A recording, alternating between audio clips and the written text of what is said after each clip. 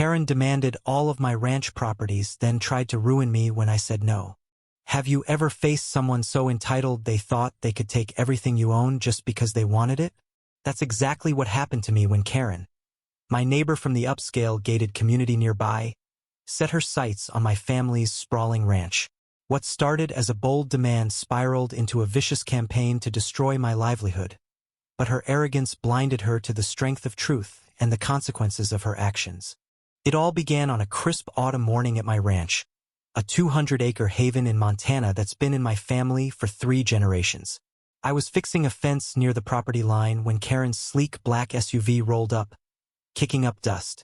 She stepped out, her designer sunglasses glinting, and marched toward me with a clipboard.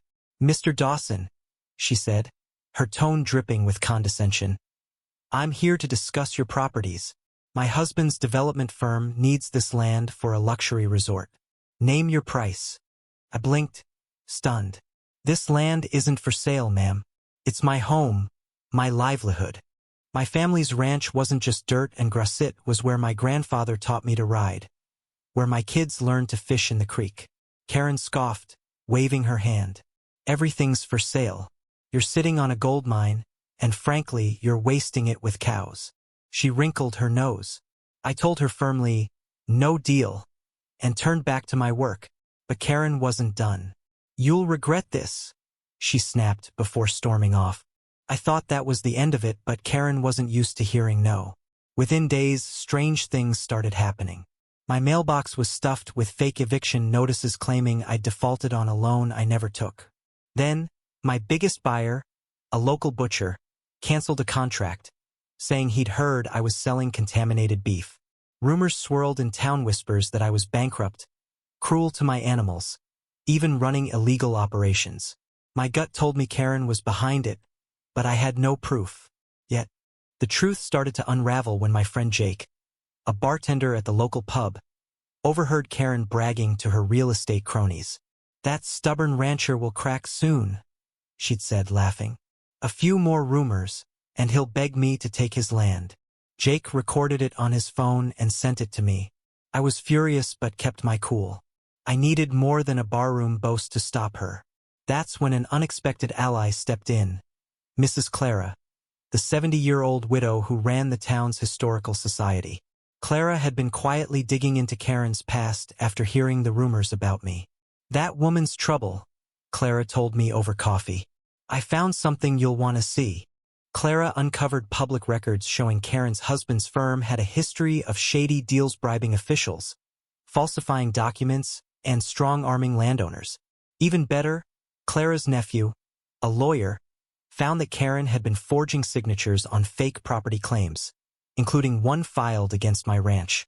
Armed with this, I decided it was time to confront her, but not on her terms. I invited Karen to a town hall meeting, saying I wanted to discuss her offer. She showed up, smug, thinking I was caving. The meeting was packed: ranchers, shop owners, even the sheriff. Karen stood up, all smiles, and pitched her resort plan, painting me as a greedy holdout blocking progress. When she finished, I took the floor. "Folks," I said, "Karen's been spreading lies to force me out." I played Jake's recording, then handed out copies of Clara's evidence. The room erupted. Karen's face drained of color as the sheriff stepped forward, asking her to explain the forged documents. She stammered, claiming it was a misunderstanding, but the crowd wasn't buying it. Someone shouted, "Get out of our town!" and others joined in. Karen's downfall was swift. The sheriff launched an investigation, and her husband's firm dropped her to save face.